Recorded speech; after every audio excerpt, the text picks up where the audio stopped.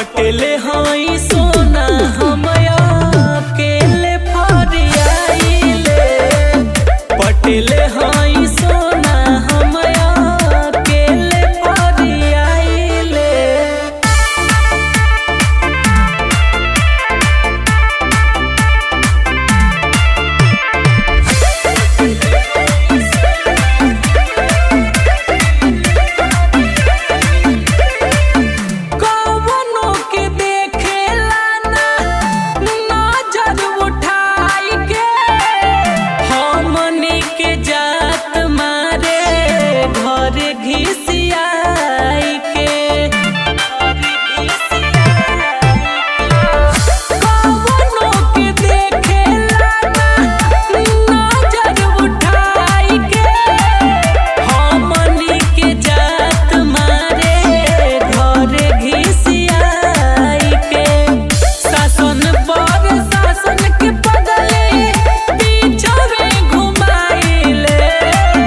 पटेल हई सोना हम अकेले फरियाइले।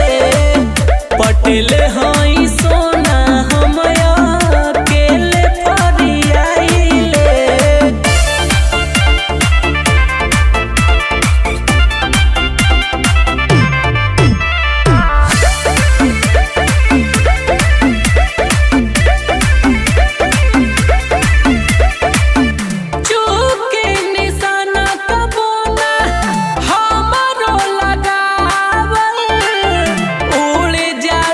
पड़ी करे जा सतीश के भिड़ावल।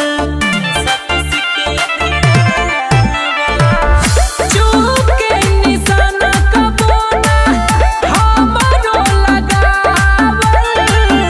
उड़े जाला खोपड़ी करे जा सतीश के भिड़ावल। सोनू परदेसी के संगे पिस्टल पटेल हई सोना हम अकेले फरियाइले। पटेल